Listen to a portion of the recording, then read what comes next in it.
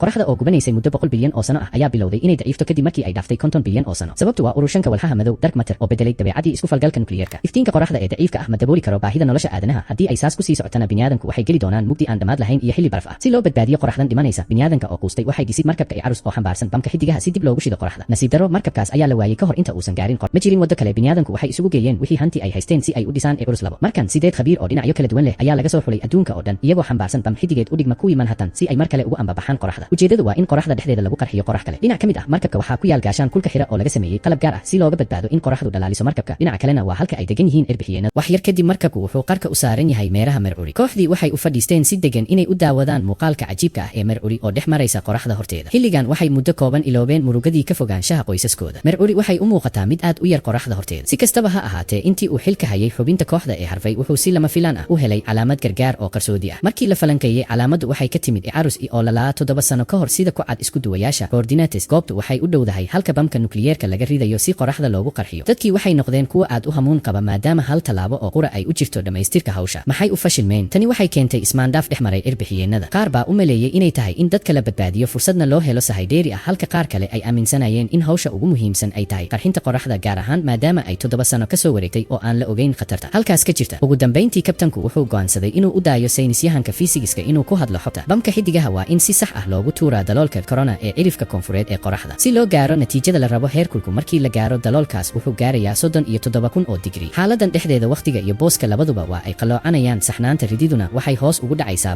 45% ka yar. Maadaama isbedeladu ay badan yihiin, natiijadu ma rajo fiicna. Bamka xidigaha ee hadda la sido ayaana ah kii ugu dambeeyay ee laga soo ururiyay khayraadka dhulka. Bini'aadanku ma haystaan fursad labaad. Ugu dambeyntii, kabtanku wuxuu go'aansaday inuu weeciyo jihada si uu u aado markabkii hore Icarus si uu u soo qaado bamka kale ee halkaas saaran. Wax yar kadib markii markabku jihada bedelay, waxaa dhacay shil. Gaashaankii kulka ayaa dalooshay. Waxaa soo baxday in ninkii jihada hagayay uu bedelay marinka markabka, balse uu iloobay inuu bedelo xagasha gaashaanka kulka. Gaashaanka ayaa yeeshay qalad yar oo ah 1.1 digrii, taas oo keentay in iftiinka qoraxdu uu toos ugu dhaco markabka. Kuleylkaasna wuxuu gubay qaybo ka mid ah qalabka markabka. Hagaha aad ayuu u qoomameeyay, laakiin taasi ma soo celin karto khasaaraha. Hawsha hadda ugu horreysa waa in la hagaajiyo gaashaanka kulka, haddii kale markabka oo dhan ayaa gubanaya. Sidaas darteed, 2 qof ayaa xirtay dharka erbixiyeenada ee culus waxayna u baxeen bannaanka markabka. Gaashaanka difaaca ee markabka ayaa si tartiib ah u bedelay xagashii si uu u qariyo iftiinka qoraxda. Si degdeg ah ayaa loo hagaajiyay looxii ugu horreeyay ee gaashaanka, laakiin duufaan qoraxda ka timid ayaa ku dhawaatay inay bannaanka u tuurto. Isbedelka degdega ah ee xagasha ayaa keenay in biraha markabka ay kala fidiyaan oo isku ururaan kuleylka dartiis. Xaaladuna waxay noqotay mid aad u kacsan. Nasiib wanaag, caqliga macmalka ah ayaa soo farageliyay oo hagaajiyay xagasha difaaca. Dhibaato kale ayaa timid kadib markii kuwii hore la xalliyay, sababtoo ah isbedelkii xagasha anteenadii isgaarsiinta ayaa u kashifantay qoraxda, isla markiiba way dhalaashay. Iftiin xoog leh ayaa ku dhacay jirka markabka, taas oo keentay in beertii dhirta ee ay daryeesho gabadha la yiraahdo Qiyong ay dab kacdo. Qiyong waxay u carartay beerteeda, laakiin waxaa durba xilli dambe ahaa dhirtii waxaa qariyay dab xoogan. Si loo badbaadiyo markabka iyo bamka nukliyeerka inaysan burburin, caqliga macmalka ah ayaa sii daayay dhammaan oksijiintii ku jirtay beerta si dabka loo damiyo. Bamkii waa la badbaadiyey, laakiin beertii waxay noqotay dambas. Isla mar ahaantaana bannaanka kabtanka iyo Kabba waxay weli ku dadaalayeen hagaajinta gaashaanka waxyeeloobay. Markii uu haray hal loox oo qura, kabtanku wuxuu amray Kabba inuu ku laabto markabka, isaguna uu keligii dhamaystiro. Isla markii uu kabtanku hagaajiyey looxii ugu dambeeyey, duufaan qoraxda ka timid ayaa si kedis ah u timid. Heerkulka oo gaaraya 20,000 oo digrii hortooda, kabtanku wuxuu noqday uumi isla markiiba. Kabba wuxuu ahaa mid nasiib badan. Wuxuu ku dhuuntay dhinaca dambe ee markabka isagoo badbaaday. Hagaha markabka, navigator oo goobjoog u ahaa musiibadan, ayaa ku dhawaaday inuu waasho waayo. Khasaarahan oo dhan waxay ku yimaadeen qalad yar oo uu isagu galay. Wuxuu damcay inuu isdilo, laakiin asxaabtiisa ayaa duray dawo dejiso si ay u qaboojiyaan. Hadda dhibaato cusub ayaa soo baxday. Beertii oksijiinta soo saaraysay waa burburtay.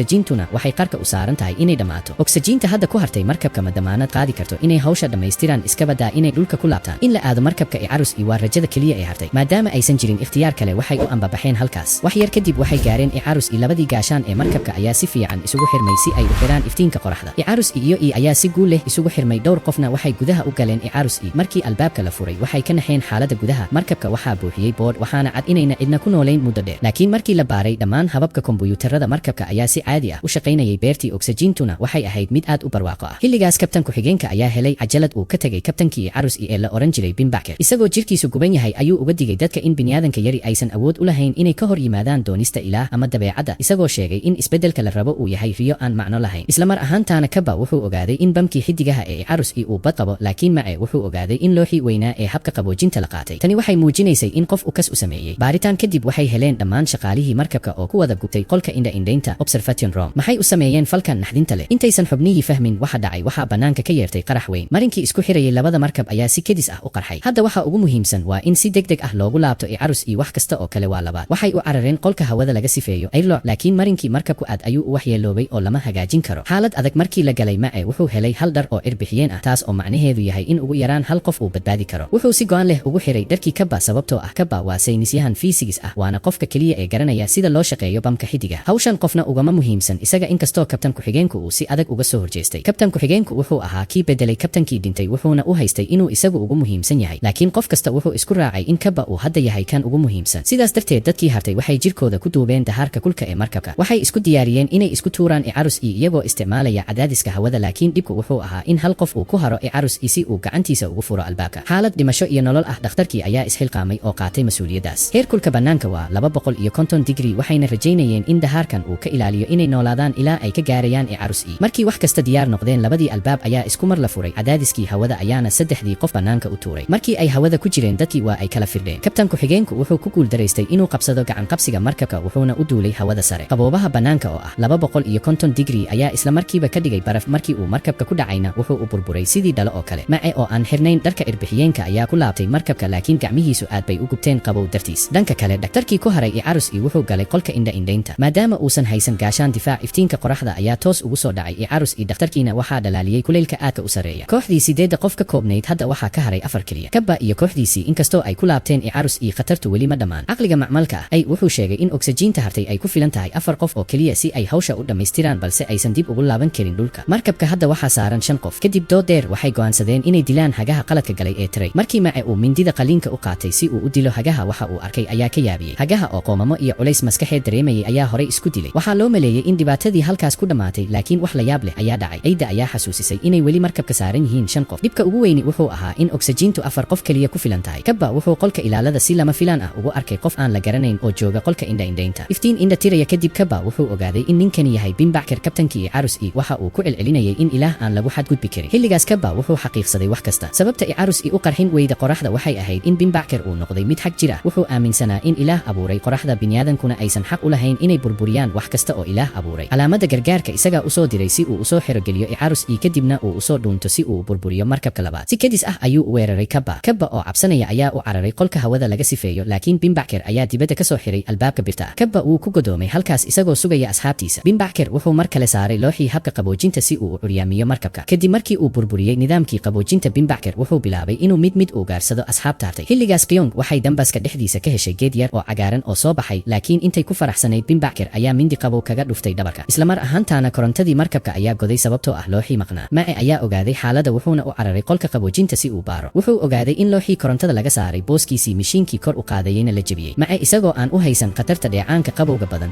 250 digrii ee jirkiisa ayuu gudaha ugu booday balliga qaboojinta si uu gacantiisa ugu xiro looxii. Isla markiiba korontadii markabka waa soo laabatay. Markii Mae uu isku dayay inuu ka soo baxo, lugta ayaa ka steegtay. Dheecaankii qabowba wuxuu u bedelay jirka Mae baraf si degdeg ah. Intaanu dhiman, wuxuu asxaabtiisii ku yidhi, hadda waa in gacanta looga saaro bamka xidigaha, waa inaad qoraxda qarxisaan oo hawsha dhammaystirtaan. Intaas kadib Mae wuxuu noqon qof baraf ah, sanam baraf ah. Kappa oo maqlay dardaarankii ugu dambeeyey ee Mae ayaa xirtay dharkii irbixiyeenka, wuxuuna dalool yar ku sameeyey albaabka isagoo isticmaalaya qalabka wax lagu iibiyo welding torch. Kadib isaga oo isku xiray istaag ayuu riixay badanka. Cadaadiskii hawada ee xooggana ayaa bannaanka u tuuray albaabkii hore iyo kii gudahaba. Kadib Kappa wuxuu galay qolka kontaroolka isagoo xambaarsan rajada dadka oo dhan, wuxuuna riixay badankii lagu bilaabayay bamka. Bamkii xidigaha ayaa si guul leh uga go'ay markabka. Kappa wuxuu si dhib leh ugu socday dhanka albaabka. Markii uu gaarayna, bamku mar hore ayuu baxay. Kappa isaga oo aan labalabayn ayuu ku booday dhanka bamka xidigaha. Ugu dambeyntii wuxuu ku guulaystay inuu galo qolka kontaroolka bamka, kaas oo u baahan in gacanta lagu qarxiyo. Markii bamkii ka go'ay Icarus, markabkii Icarus ayaa si tartiib ah ugu dhacay hawada sare isagoo noqday rash midabyo badan leh sidii isagoo u dabaaldegaya guusha. Hawsha bamkii wuxuu si habsmood ah u galay daloolka corona. Kappana wuxuu ku guulaystay inuu qarxiyo qoraxdan aadamigu sameeyey. Baro lacag ah oo aan tiro lahayn ayaa hareeraha ka soo muuqday. Holac weyn ayaa u soo socday dhanka Kappa. Dhoola caddaynta Kappa waxay ku dhawaatay inay istaagto xilligaas weligeed ah. Dhowr daqiiqo kadib, dhulkii fogeyd wuxuu helay iftiinkii qoraxda ee muddada dheer la sugayay. Mar kale waa inaan u mahad celinaa geesiyaashii naftooda u huray horumarka iyo badbaadada bini'aadanka.